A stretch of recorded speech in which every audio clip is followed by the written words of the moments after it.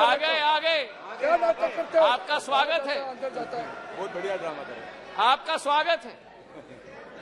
आज बड़ी विचित्र स्थिति है सभापति महोदय कि जिनके दिल नहीं मिलते वे दल मिल चुके, जिनके दिल नहीं मिलते वे दल मिल चुके हैं, और जिनके इतिहास में वैचारिक या व्यवहारिक संबंध या सिद्धांतिक संबंध न हो, वो आज लोकसभा चुनाव के लिए एक साथ होकर लोकतंत्र बचाने की आवाज लेकर आज सदन में आए। जहां मणिपुर हिंसा की बात की गई सभापति महोदय, इस मणिपुर की घटना का इस्तेमाल या मैं कहूं दुरुपयोग करके अपना लॉन्च पैड बनाने की ये कोशिश कर रहे हैं।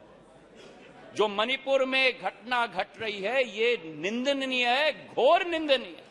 कोई भी भारतीय नागरिक इसका सपोर्ट नहीं कर सकता। हम सबके लिए ये घोर निंदनीय घटना है। लेकिन अध्यक्ष महोदय, सभापति महोदय, अगर भारत के इतिहास के काले पन्ने पलटें तो मैं पूछना चाहता हूं, सन 1964 के बंगाल के दंगे के समय में ये मौन क्यों थे? और अगर सन 1964 की हम बात न करें तो सन 84 के सिख दंगों के समय में जब 4000 हमारे सिख भाई बहनों को जिंदा जलाया गया था, तब ये मौन क्यों थे? मेरठ के सन 87 के दंगों के समय में ये मौन क्यों थे? और सन 1990 से 30 साल जो कश्मीर में 40,000 लोगों की मौत हुई और कश्मीर जल रहा था, तब ये मौन क्यों थे? और मैं अधीर रंजन जी का जो शब्द था, जो अंग्रेजी का कोटेशन उन्होंने दिया, इन सभी समय में एवरी मॉर्निंग सभापति महोदय, new widows were हाउलिंग, every morning new children were crying, every morning new houses were falling. और मूक दर्शक के रूप में हमारे ये साथी बैठकर सरकार में बैठे हुए थे। आज यहां बैठकर गौरव गोगोई जी ने, सबर रखो, सबर रखो, आराम से सुनो, सबर रखो, थोड़ा सीख लो। गौरव गोगोई जी ने आसाम अकॉर्ड की बात की। जिस आसाम अकॉर्ड की बात की, उस आसाम अकॉर्ड का क्रियान्वयन कांग्रेस की सरकार ने कभी की? आज मैं पूछना चाहता हूं कि हमारे पड़ोसी देश बांग्लादेश के साथ 68 वर्षों में हमारे बॉर्डर को निर्धारित नहीं किया था। 2014 में जब प्रधानमंत्री जी ने शपथ ली, 1 साल के अंदर बांग्लादेश का बॉर्डर निर्धारित करने का काम प्रधानमंत्री नरेंद्र मोदी जी ने किया। अगर सच्चाई मैं बताऊं, प्लीज प्लीज उत्तेजित मत हो, उत्तेजित मत हो गौरव। नो नो अगर बोलते हो तो सुनने की क्षमता रखो, सुनने की क्षमता रखो। बैठिए, जनता ने आपकी चिल्लाने को आप बैठ जाइए, बैठ जाइए। सभापति महोदय, सभापति महोदय, नॉर्थ ईस्ट की सारी समस्या कांग्रेस की तुष्टीकरण की राजनीति के साथ शुरुआत हुई, जब उनको अपनी फायदा नॉर्थ ईस्ट में विदेशी घुसपैठियों को अंदर लेकर उनको नागरिकता देने की कावियात की शुरुआत और शरण और पहचान देने की कावियात की शुरुआत हुई। चार्जशीट सभापति महोदय बड़ी लंबी है। 1960 के दशक में जब मणिपुर में अलगाववादी समूह ने हिंसा की शुरुआत की, जब वो जन्म हुआ तो वो कौन था जो उनके साथ बैठकर चर्चा करने के लिए तैयार था? वो कौन था जिन्होंने उनके साथ बैठकर समझौता किया? और आप भूल गए 1993 में जब 123 दिन मणिपुर जल रहा था, आपकी सरकार यहां भी थी, आपकी सरकार यहां भी थी,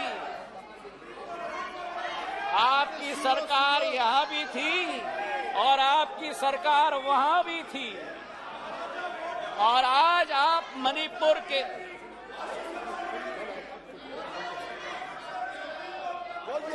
प्लीज प्लीज और आज सभापति महोदय अधीर दा उठकर कह रहे थे कि मणिपुर के सांसद क्यों नहीं बोले। उस समय मणिपुर का सांसद इस सदन में रोते रोते हुए उनका वक्तव्य क्या था इस संसद में मैं पूछना चाहता हूं। जब आपकी सरकार यहां भी थी और आपकी सरकार वहां भी थी, मणिपुर के सांसद ने इस संसद में 1993 में वक्तव्य दिया। उन्होंने कहा, and I quote, the state government is helpless, it has no funds, the state government cannot even afford to purchase weapons for the security persons to fight the insurgents. Please, ये सुनिएगा, please think that Manipur is a part of this country. It affects the whole nation. शायद कांग्रेस के नेता को इन शब्दों को सुनना चाहिए था कल यहां भाषण देने के पहले। मुझे आज सभापति महोदय मुजफ्फर वारसी जी की शब्द याद आती और मैं कोट करना चाहता हूं, औरों के ख्यालात की लेते हैं तलाशी, औरों की ख्यालात की लेते हैं तलाशी और अपने गिरबान में झांका नहीं जाता। आज ये स्थिति उत्पन्न हो गई है। तथ्यों के आधार पर अगर हम बात करें, कल गृह मंत्री जी ने सदन में पूरा व्याख्यान दिया। इनके मंत्री संतरी न तंत्री एक बार भी मणिपुर गए। हमारे गृह मंत्री 3 दिन वहां रात दिन बिताए हैं। हमारे राज्य मंत्री ने 23 दिन, नित्यानंद राय जी ने मणिपुर में बैठकर स्थिति का जायजा लिया। आज राहत राशि वहां पहुंची है, अनाज पहुंचा है, वर्चुअल सिस्टम से स्कूल्स चल रही हैं, आर्मी की फोर्स पहुंची है, इवैक्यूएशन में हम मदद कर रहे हैं। जो भी हम लोग कोशिश कर रहे हैं, और आंकड़े की आप बात करते हो तो आंकड़े की पुष्टि करो। ये पिछले 9 साल मणिपुर में सबसे शांतिपूर्ण समय रहा है इंसर्जेंसी के दृष्टिकोण से। आपके 10 साल से 3 गुना कम इंसर्जेंसी हुई है और 6 गुना कम सिविलियन डेथ्स आज मणिपुर में हुआ है। सभापति महोदय, नॉर्थ ईस्ट की जब हम बात करते हैं, नॉर्थ ईस्ट की जब हम बात करते थे 1 दशक पहले, तो चित्र हमारे दिमाग में आता था।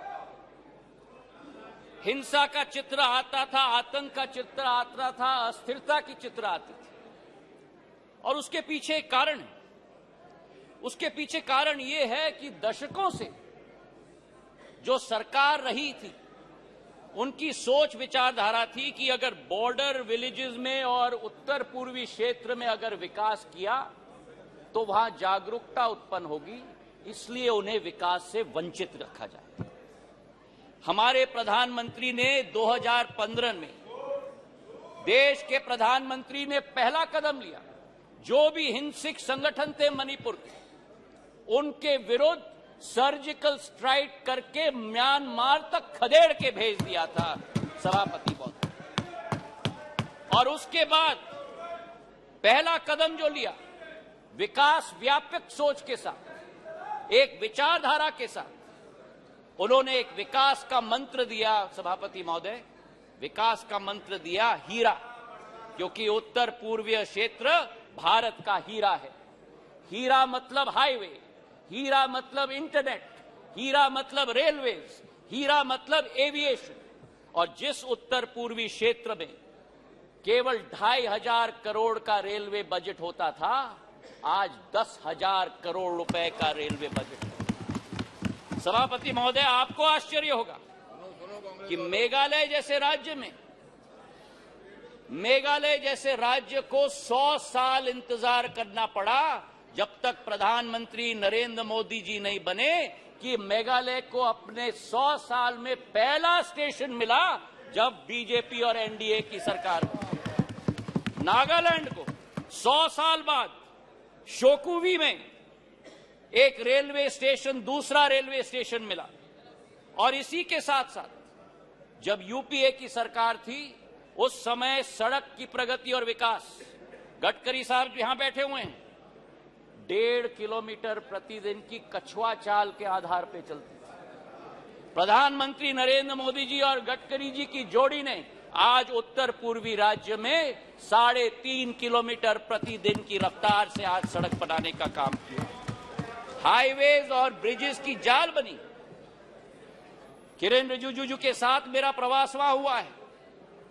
हमने दोनों देखा है कि भारत में अगर पानी पर सबसे लंबा पुल बना है तो अगर कहीं बना है तो ढोला सदय ब्रिज ब्रह्मपुत्र पर हमारे असम के राज्य में बना हुआ है। और उसी के साथ किसी ने कभी कल्पना नहीं की थी उत्तर पूर्वी राज्यों के बारे में, पर उत्तर पूर्वी राज्य को विश्व के साथ जोड़ने का अगर संकल्प किसी का रहा तो भारत को म्यांमार और थाईलैंड के साथ सुपर हाईवे बनाने का काम प्रधानमंत्री नरेंद्र मोदी जी का रहा।